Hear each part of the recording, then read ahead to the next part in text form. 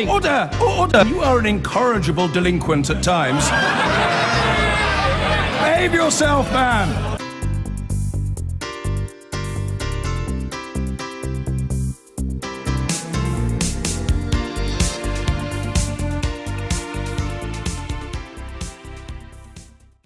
Now, British Paralympic chiefs have been holding what were meant to be routine planning talks today, now overshadowed by the funding gap for next month's Rio Games. Unpaid travel grants could leave some countries unable to send their athletes over. Paralympics GB will still be able to go, but this programme understands they could be left with an unexpected six-figure shortfall. Our sports correspondent, Kemi Nzero, has this report. Take a look, what do you see? The mantra of the Paralympic movement, parity. Elite athletes should be celebrated the same, be they disabled or non-disabled. But the Rio 2016 funding crisis is threatening to undermine the progress of the last 4 years. The British Paralympic Association is very concerned about what we're hearing at the moment about the Paralympic Games, with good reason. We want at this stage to be going in with confidence that everything we want to be delivered and there would be delivered and there, and that can't be there at the moment, that confidence. Following crisis meetings, the International Paralympic Committee said in a statement, "Although the situation is pretty precarious, rumours that the Games may not go ahead or that sports may be cut are totally unfounded and not true." It's a far cry from London, and the British Paralympic team are planning for the worst. What exactly will they find when they get to Rio? Will they have to provide their own transport or catering, for example? 260 athletes, with coaches and backroom staff, a total delegation of 700. And if they don't get the funding they're promised by the organising committee, a potential black hole of their own.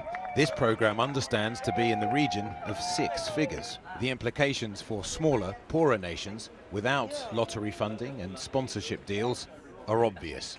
They could be forced to stay home. So who or what is to blame? The organising committee said little today, except that they hadn't diverted Paralympic funds to fix the Rio Games' well-documented operational problems. I cannot make any comments, as I explained, but I can confirm no money that was supposed to go to the Paralympics was used on the Olympics. But I cannot and will not make any further comments on this issue.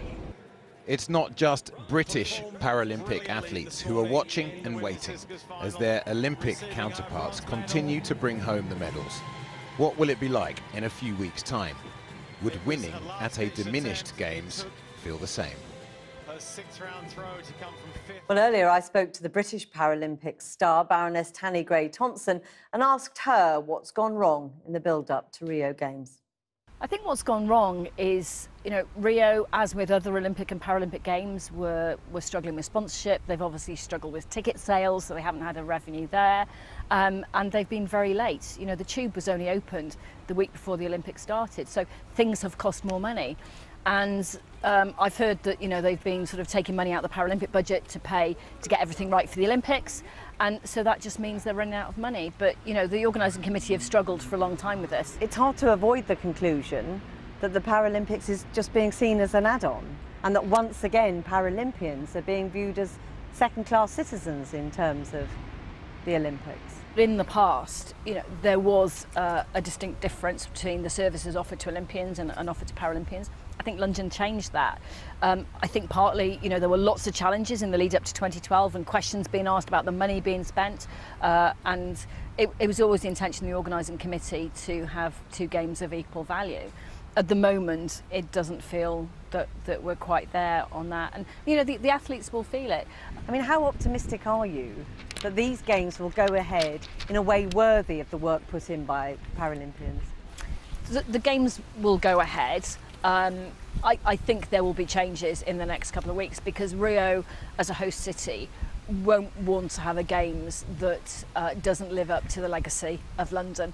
But it's not being translated so far into what the Games are looking like. It's not being translated into the financial promises, and it's whether the national governments are going to have to step in. But, you know, the IPC don't have resources. They don't have the resources that the IOC does. It'd be interesting to see whether the IOC can help out in any way at all. But for the athletes who've spent 4, 8, 12 years of their lives training, they want to experience an amazing sporting spectacle. In the moment, it'll be okay, but it might not be great. And are you confident or just crossing your fingers? I think the games will be fine. I think that Fine's not great though, is it? I think it'll be fine, but it's maybe not the next step we all would have hoped. But you know what, we could be wrong, and they could pull something out of the bag at short notice. And do you think Brazil should have dealt with it differently? Hindsight is a really easy thing to look back on. If I'd looked at everything up until about a year ago, I would have said Rio was going to be a huge step up for the Paralympic Games. But that final year has been a real struggle politically, financially, economically. You know, teachers and policemen aren't being paid. You know, there's all these challenges. And I think any country in these kind of situations would have struggled. I guess we just have to see what they're going to do in the next 10 days to make a difference. There's a lot of talk about changing the lives of disabled people in general post-London. Has that happened, do you think? The London Games absolutely changed the lives of Paralympians and giving aspirations to young disabled people who wanted to get involved and play sport and be an elite athlete. I don't think it changed the lives of disabled people. You know, we've gone through tough economic times, been through austerity, we're still going through it.